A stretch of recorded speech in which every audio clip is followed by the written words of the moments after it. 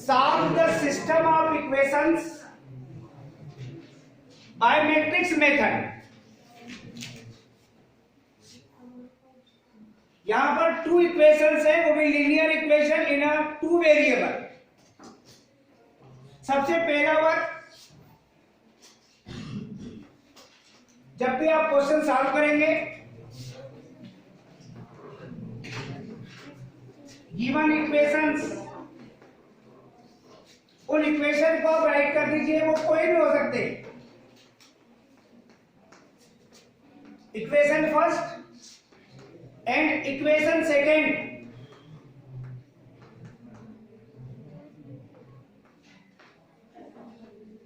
अगर मान लीजिए आपके पास थ्री वेरिएबल में है तो थ्री इक्वेशन होंगे, X and Y, Y and Z, Z and X, या फिर एक्स वाई जेड, इसमें भी हो सकता है तीनों इक्वेशन।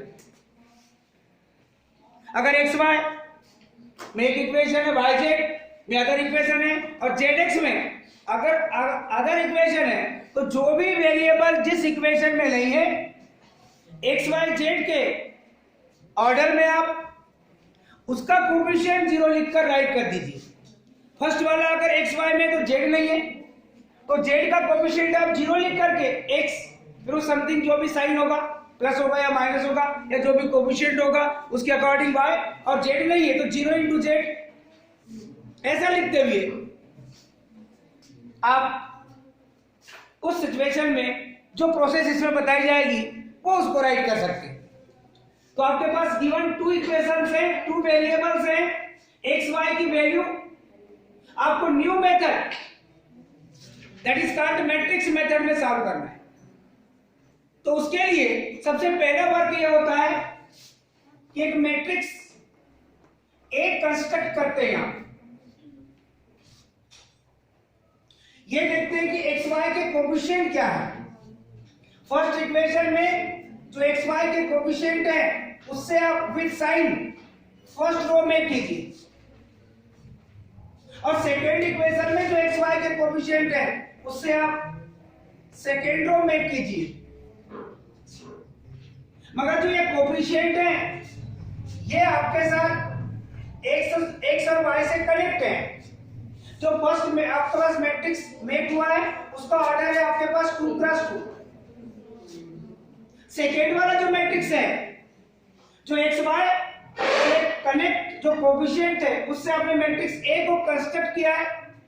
सेकेंड मैट्रिक्स को कैपिटल एक्स लिखकर उसके एलिमेंट 2x1 में आप एक्स और उसके नीचे वाई लिख दीजिए। अगर मान लो थ्री वेरिएबल होंगे उसमें एक्स वाई जेड लिखेंगे आप, तो थ्री वेरिएबल होंगे तो यहां पर आपके पास 3x3 मैट्रिक्स बनेगा। कौन सा मैट्रिक्स बनेगा बेटे? 3x3। अब इक्वल के बाद एग्जाम में ज्यादातर क्वेश्चन हम रैंक करते हैं, कई बार ये जो कांस्टेंट टर्म है इक्वेशन में, इसको लेफ्ट हैंड साइड में ही देता है, लास्ट में जीरो लिख देता है। उस बात पर आप ध्यान नहीं देते।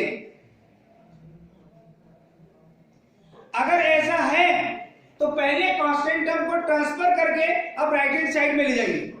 और ऐसी ज्यादा गलती वो करते हैं जो एग्जाम में स्टूडेंट मैक्सिमम मार्क्स ले आते हैं, वो ध्यान नहीं देते हैं। जो मिनिमम मार्क्स ले आते हैं वो ध्यान से बनाते हैं। तो देख लीजिए कि कांस्टेंट टर्म अगर है, कभी कभी रहती भी नहीं है, अगर है तो उसे आप पहले राइट हैंड साइड में ट्रांसफर कर दीजिए, जो भी साइन बनेगा उसे रहने दीजिए, और एक न्यू मैट्रिक्स आप भी कंस्ट्रक्ट कीजिए। और ये मैट्रिक्स भी 2x1 ही होगी। जो इक्वल में कांस्टेंट टर्म दी है फर्स्ट इक्वेशन में उसे राइट कर दीजिए, उसी के नीचे सेकेंड जो कांस्टेंट टर्म है उसे राइट कर दीजिए विद साइन, प्लस है तो प्लस, माइनस है तो माइनस। और ये मैट्रिक्स भी आपका जो बना है ये 2x1 ही है, इसमें 2 रोज एंड सिंगल कॉलम है। जैसे ये सिचुएशन आपने राइट किया है तो आपने देखा है कि जो इक्वेशन है वो एक्स और वाई से कनेक्ट है। एक्स और वाई के कोफिशिएंट जो थे उनसे आपने एक मैट्रिक्स मेक किया है जिसे आपने मैट्रिक्स ए कहा है। इसकी मीनिंग होती है कि a इंटू एक्स जो कि मैट्रिक्स x को आपने कंस्ट्रक्ट किया है वो, और ये जो हमारे पास कोएफिशिएंट ऑफ x और y के लेकर के आपने जो मैट्रिक्स A कंस्ट्रक्ट किया है इसको लिखेंगे आप x, और इक्वल के बाद जो मैट्रिक्स मिला है वो है आपके पास B। बोथ साइड अगर चाहें आप तो A इनवर्स से आप मल्टीप्लाई कर सकते हैं, A inverse into X which is equal A inverse into B। A inverse और उसी मैट्रिक्स के साथ अगर उसका मल्टीप्लिकेशन कर दिया जाए तो ये बनता है यूनिटरी मैट्रिक्स, और यूनिटरी मैट्रिक्स का यदि आप किसी भी मैट्रिक्स में अगर मल्टीप्लाई करें तो जैसे आप 1 का किसी में मल्टीप्लाई करते हैं, क्योंकि यूनिटरी मैट्रिक्स क्या है, डिटरमिनेंट की वैल्यू 1 होती है। जो आइडेंटिटी मैट्रिक्स होता है उसके डिटरमिनेंट की वैल्यू 1 होती है। कल आपने देखा था 1 0 0 1, अगर उसको डिटरमिनेंट में कन्वर्ट करके सॉल्व करें तो 1 - 0 दैट मींस आपको 1 फाइंड होगा। वैसे ही मैट्रिक्स में अगर आइडेंटिटी मैट्रिक्स का किसी भी मैट्रिक्स से मल्टीप्लिकेशन करेंगे तो वही मैट्रिक्स मिलेगा। जैसे आप 1 का किसी भी क्वांटिटी से मल्टीप्लिकेशन करते हैं तो आपको वही क्वांटिटी फाइंड होती है। तो इस सिचुएशन में x की वैल्यू आपको मिलेगी A इनवर्स इनटू B। तो आपका फर्स्ट ऑब्जेक्ट ये बन गया बेटे कि आपको A इनवर्स फाइंड करना है। अब A इनवर्स फाइंड करने के लिए डेफिनेट है कि जो मैट्रिक्स आपके पास A मेक हुआ है उसको आप पहले डिटरमिनेंट में कन्वर्ट कीजिए। जब तक आप डिटरमिनेंट में कन्वर्ट नहीं करेंगे तब तक आपको उसका कोई रिजल्ट नहीं मिलेगा। तो डिटरमिनेंट ऑफ A की मीनिंग है डिटरमिनेंट नोटेशन, फर्स्ट कॉलम के एलिमेंट होंगे 1 एंड 2, सेकंड कॉलम के एलिमेंट होंगे 2 एंड 5, और इस मैट्रिक्स इस डिटरमिनेंट को सॉल्व करेंगे 1 into 5 that means 5 minus 2 into 2 that means 4, और कैलकुलेशन में मिलेगा आपके पास 1, और आप इसको लिख सकते हैं नॉट इक्वल 0। और ऐसी कंडीशन में आप बताएंगे A इनवर्स आपका एग्जिस्ट करता है, और ये लिखना चाहो तो लिख सकते हो पहले, इसके पहले वो भी लिख सकते हो। सो A is non singular matrix, non singular matrix, और नॉन सिंगुलर मैट्रिक्स है तभी A इनवर्स आपका एग्जिस्ट करेगा। अगर ये डिटरमिनेंट ऑफ A इक्वल 0 मिल जाए और आपको कभी कभी ऐसा बोले कि सॉल्व द इक्वेशन, ऐसी कंडीशन में उस इक्वेशन का कोई सॉल्यूशन नहीं होता है, और उसके बाद भी आप अगर डिटरमिनेंट ऑफ A इक्वल 0 मिल जाए और आपको प्रोसेस में कहा गया है कि solve the system of equation, आप पूरा आगे चलते आप यही बता दीजिए इट हैज नो सॉल्यूशन। समझ रहे नहीं? क्योंकि आप लोगों ने जब 10th में पढ़ा था तो उसके पहले पढ़ा था क्या यूनिक सॉल्यूशन है, क्या नो सॉल्यूशन है, क्या इनफाइनाइटली मेनी सॉल्यूशन है। ऐसी कंडीशन पढ़ने के बाद ही आप लोगों ने देखा था, या इक्वेशन सॉल्व करने के बाद में भी आपको मिल सकता है क्या सिस्टम ऑफ इक्वेशन का कोई सॉल्यूशन है या नहीं। यूनिक सॉल्यूशन का मतलब x का सिंगल, y का भी सिंगल ही आपको आंसर मिलेगा। इनफाइनाइटली मेनी सॉल्यूशन का मीनिंग क्या होती है कि टू लाइंस कांस्टेंट होती है, दैट मींस वो इनफाइनाइट पॉइंट में इंटरसेक्ट करती है, तो x और y की वैल्यू इनफाइनाइट होती है। नो सॉल्यूशन का मतलब होता है कि लाइन पैरेलल होती है, और यदि यूनिक सॉल्यूशन है तो लाइन आर इंटरसेक्टेड। ये कंडीशन आप लोगों ने देखा था, और ये सिचुएशन को यहां लेकर आप चलेंगे भी। अगर आपको कभी कभी कैलकुलेशन में डिटरमिनेंट ऑफ A इक्वल 0 मिलता है, दैट मींस कहते हैं कि आप एक सिंगुलर मैट्रिक्स है, और सिंगुलर मैट्रिक्स के लिए आपके पास मैट्रिक्स मेथड में जो इक्वेशन सॉल्व कर रहे हैं उसकी कंडीशन आती है इट हैज नो सॉल्यूशन। अब ये जो ऑब्जर्वेशन आप लेके चल रहे हैं, जो डिटरमिनेंट ऑफ A में आपने कन्वर्ट किया है, तो आप डिटरमिनेंट के एलिमेंट की पोजीशन में राइट कीजिए। ये A11 इक्वल, आप देख लीजिए डिटरमिनेंट में A11 की वैल्यू है 1। ये वही प्रोसेस चालू हो गई जो आप करना नहीं चाहते मगर मेरी मजबूरी है, मुझे करना ही पड़ेगा कैलकुलेशन। A12 ये आपके पास एलिमेंट 2, A21 ये आपके पास 2, और A22 जिसकी वैल्यू है आपके पास 5। अब इनके लिए आप कोफैक्टर फाइंड करेंगे, तो पहले आप वो लिखना पसंद करेंगे क्योंकि आपको पहले जॉइंट ऑफ मैट्रिक्स फाइंड करना पड़ेगा जो कल आपने फाइंड किए। वो कोई न्यू प्रोसेस नहीं है, मगर करना पड़ेगा।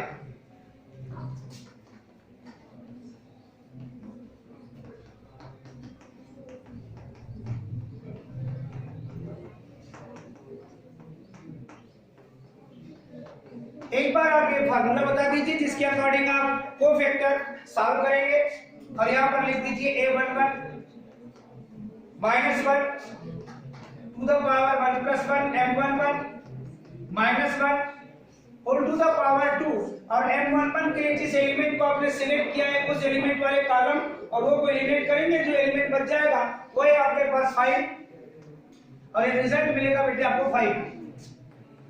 a12 -1 whole to the power 1 + 2 m12 -1 to the power 3, जिस एलिमेंट को आपने सिलेक्ट किए हैं उस एलिमेंट वाले कॉलम और रो को एलिमिनेट करेंगे तो मिलेगा बेटे आपको 2, और रिजल्ट के अकॉर्डिंग मिलेगा आपको -2। a21 -1 whole to the power 2 + 1 m21 -1 to the power 3 into जिस एलिमेंट को सिलेक्ट किया उस कॉलम और रो को एलिमिनेट करेंगे तो आपको रिजल्ट मिलेगा बेटे 2, और फाइनली इसका कोफैक्टर फाइंड होगा आपको -2।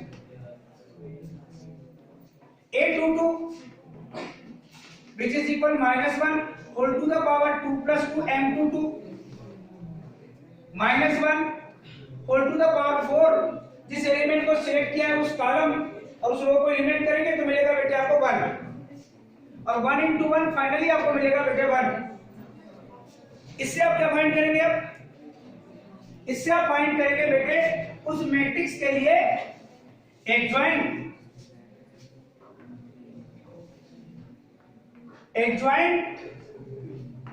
Of a matrix A।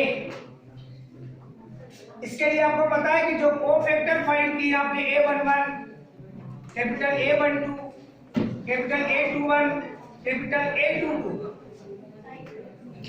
इस मैट्रिक्स का transpose adjoint of a matrix होता है।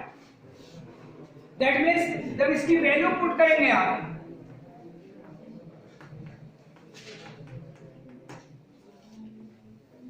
a11 की वैल्यू है बेटे 5, a12 की वैल्यू है -2, a21 की वैल्यू भी -2 और a22 की वैल्यू है 1, और इसका ट्रांसपोज।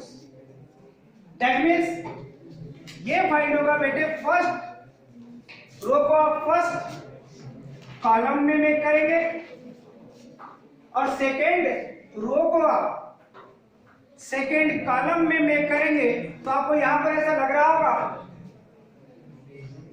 कि A और A' सेम है। जो मैट्रिक्स अगर A होता उसका जो ट्रांसपोज फाइंड किए तो ऐसी कंडीशन में अगर A' इक्वल A होता है तो ऐसी कंडीशन में इसको आप सिमेट्रिक मैट्रिक्स भी कहते हैं। तो जो आपने मैट्रिक्स लिया था उस मैट्रिक्स का आपने ट्रांसपोज फाइंड किया है, वो भी आपको उसी के इक्वल दिखाई दे रहा है। तो आपने भी adjoint of a matrix find कर चुके हैं। अब आपको फाइंड करना है बेटे A इनवर्स। A इनवर्स के लिए फार्मूला है 1/, determinant of A into adjoint of A। ये आपके पास राइट किया हुआ है। डेफिनेटली डिटरमिनेंट ऑफ A की वैल्यू आपने कितनी फाइंड की है वो आपके पास क्लियरली है 1। ये 1/1 adjoint of A 5 -2 first column में, -2 and 1 सेकेंड कॉलम में, 1/1 की मीनिंग होगी 1, और फाइनली A इनवर्स आपने फाइंड किया है बेटे फर्स्ट कॉलम में 5 and -2, सेकेंड कॉलम में -2 and 1। तो आपने यहां देखा जो एडजॉइंट है वही A इनवर्स भी है। हर क्वेश्चन में ऐसा नहीं मिलेगा, नहीं तो आप सोचो कि सर ये तो डिफरेंट आ गया। यहां कंडीशन ऐसी बन गई कि आपको adjoint of a matrix and inverse of a matrix same है। तो आपको अगर कोई क्वेश्चन आता है इनवर्स फाइंड करने के लिए तो ये प्रोसेस है, बस उसमें एक ही पॉइंट बढ़ जाता है आपके पास कि उस डिटरमिनेंट में कन्वर्ट करके, और डिटरमिनेंट में तो आप कन्वर्ट करते ही हैं, पर एडजॉइंट के लिए डिटरमिनेंट ऑफ एक ही वैल्यू फाइंड करना आवश्यक नहीं होता, इसमें आपको फाइंड करना पड़ता है। जैसे ही आपने A इनवर्स फाइंड किया है तो आपके पास एक एप्लीकेशन आपने पहले ही फाइंड करके रखा है, और वो है capital X equal A inverse into B. That means capital X जिस मैट्रिक्स के लिए उसके एलिमेंट हैं X and Y first column में और सेकेंड कॉलम तो है ही नहीं है। A इनवर्स अभी आपने फाइंड किया है 5 एंड -2 एंड 1 और इनटू B ये है 2 + 2 और जो आपने मैट्रिक्स B लिखा है जिसके एलिमेंट है आपके पास 4 9 और ये मैट्रिक्स है आपके पास 2 + 1। आपको पता है कि जो रिजल्टेंट मैट्रिक्स मल्टीप्लिकेशन मिलता है फर्स्ट मैट्रिक्स के लिए number of rows second matrix के नंबर ऑफ कॉलम्स के अगर इक्वल है, सेकेंड मैट्रिक्स के number of columns first letter row को सेकेंड लेटर कॉलम को रहता है। फर्स्ट मैट्रिक्स के लिए number of columns second matrix के लिए अगर नंबर ऑफ रो के इक्वल है तो ही टू मैट्रिक्स का मल्टीप्लिकेशन डिफाइंड है। टू मैट्रिसेस में मल्टीप्लिकेशन तभी डिफाइन होता है बेटे जब फर्स्ट मैट्रिक्स के number of columns second matrix के नंबर ऑफ रोज के इक्वल हो। और आपको वहां पता चल जाता है कि जो रिजल्टेंट मैट्रिक्स मिलने वाला है उस मैट्रिक्स का ऑर्डर क्या होगा। ये जो आपके पास नंबर ऑफ कॉलम्स और नंबर ऑफ रोज अगर ये हट जाए सेम होने पर तो जो 2 + 1 है ये रिजल्टेंट मैट्रिक्स का मल्टीप्लिकेशन में ऑर्डर होता है। और टू मैट्रिक्स के सम के लिए क्या होता है या सब्सट्रैक्शन के लिए क्या होता है, जब तक दोनों मैट्रिक्स के ऑर्डर सेम ना हो तब तक आप मैट्रिक्स का सब्सट्रैक्शन एंड एडिंग ये नहीं कर सकते। वो तभी करेंगे आप जब उनका ऑर्डर सेम होगा। और टू मैट्रिक्स की इक्वालिटी कब कहते हैं आप? टू मैट्रिक्स इक्वल कब होते हैं? पहली शर्त उनका ऑर्डर सेम होना चाहिए, दूसरी शर्त करेस्पॉन्डिंग एलिमेंट भी सेम होना चाहिए, तब टू मैट्रिक्स को आप इक्वल मैट्रिक्स के नाम से जानते हैं। उसकी आवश्यकता यहां पड़ेगी, इक्वालिटी ऑफ मैट्रिक्स की। अब पहले तो आप मल्टीप्लिकेशन करेंगे, ये वही रहेगा 2 + 1 मैट्रिक्स। अब यहां मल्टीप्लिकेशन करेंगे आप, तो मल्टीप्लिकेशन में तो वैसे ही माहिर हो गए आप लोग। फर्स्ट रो फर्स्ट कॉलम के करेस्पॉन्डिंग एलिमेंट का मल्टीप्लिकेशन, तो 4 × 5 5 × 4 दैट मींस 20, फिर ये plus -2 × 9 that means -18। First row और सेकेंड कॉलम तो है ही नहीं, आगे जा ही नहीं सकते आप। Second row first column -2 × 8 4 that means -8, फिर प्लस 1 × 9। फाइनली जो कैलकुलेशन में आपको मैट्रिक्स मिलने वाला है, मैं आगे ही लिख देता हूं, मेरे पास स्पेस नहीं है। क्या मिलेगा बेटे? ये 2 और ये क्या मिलेगा 1। और कंपेयर करेंगे आप, ये भी मैट्रिक्स आपके पास 2 + 1 है, तो two matrix are equal if whose order is same and corresponding element are same। तो कंपेयर करेंगे आप इक्वालिटी ऑफ मैट्रिक्स के अकॉर्डिंग, तो x की वैल्यू मिलेगी बेटे 2 और y की वैल्यू मिलेगी बेटा 1। कभी कभी हम कैलकुलेशन में यहाँ रॉन्ग कर देते हैं, कहीं ना कहीं मिस्टेक कर देते हैं, x y की कोई भी वैल्यू निकाल के रख देते हैं। जब हमारे पास में सॉल्व करने के बाद में टाइम है तो लास्ट में चेक करके देख लो कि अगर x की वैल्यू 1 पुट की जाए, 2 पुट की जाए और y की वैल्यू 1 पुट की जाए तो क्या इस इक्वेशन को ये सेटिस्फाई कर रहा है या नहीं कर रहा है? कर रहा है, तो जो x y की वैल्यू आपने फाइंड किया है वो राइट है, अदरवाइज रॉन्ग है। क्लियर? अब हम 3 वेरिएबल से कनेक्ट एक क्वेश्चन का सिलेक्शन करेंगे और उसे भी हम मैट्रिक्स मेथड से ही सॉल्व करने की कोशिश करेंगे।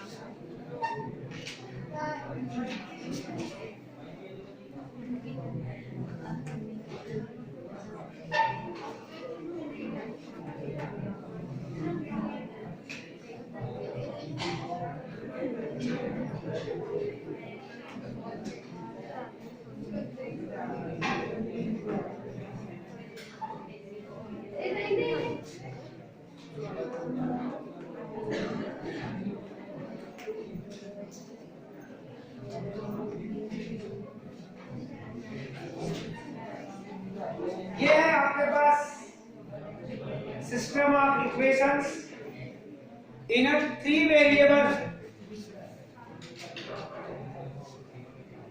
मेथड वही है आपके पास। इस इक्वेशन में क्या नहीं है? z।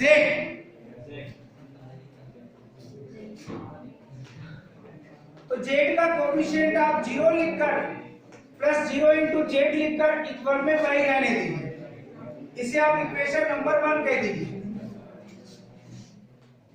Second, twice of x minus Z which is equal 3। इसमें क्या नहीं है बेटे? y नहीं है। तो twice of x into 0 into Y minus Z which is equal 3। और थर्ड इक्वेशन है बेटे आपके पास y minus 4z which is equal 7। That means इसमें x नहीं है। तो आप 0 into X plus Y minus 4z which is equal 7 इस टाइप से आप इक्वेशंस को राइट कर देंगे। और फिर आप मैट्रिक्स A, मैट्रिक्स X और मैट्रिक्स B आप मैप करेंगे। तो मैट्रिक्स A जिसकी first row X Y Z के कोएफिशिएंट विद साइन 1 -2 और 0। सेकेंड 2 0 -1 और थर्ड रो 0 1 -2। हाँ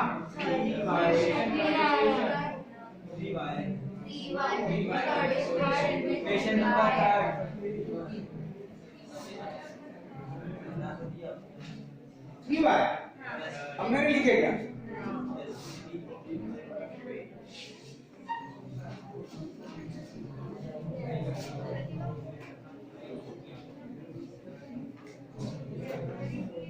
चलिए अब मैट्रिक्स एक्स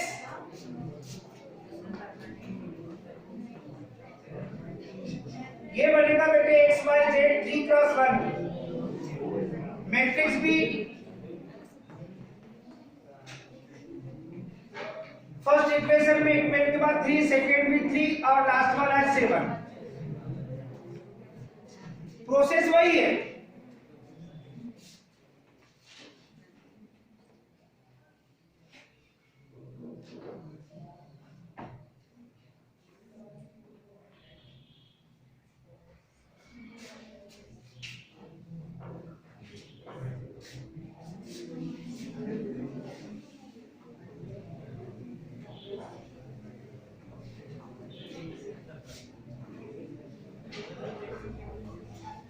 इसके बाद की प्रोसेस सेम है।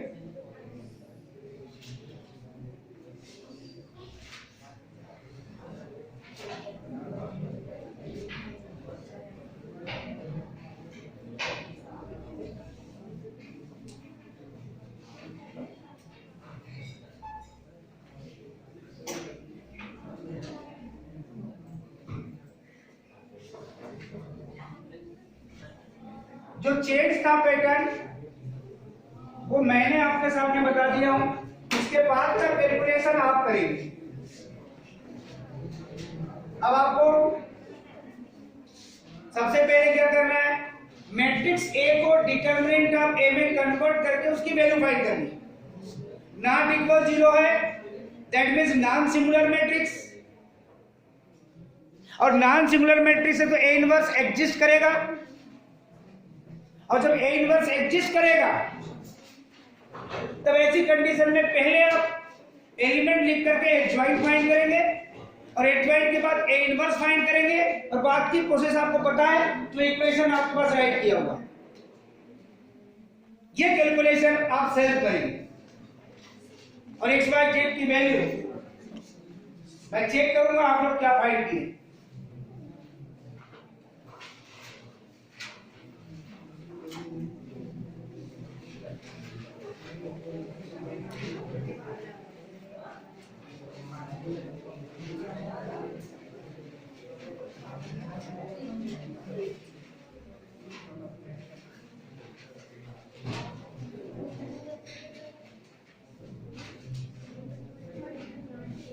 अब देखते हैं कौन राइट बनाता है।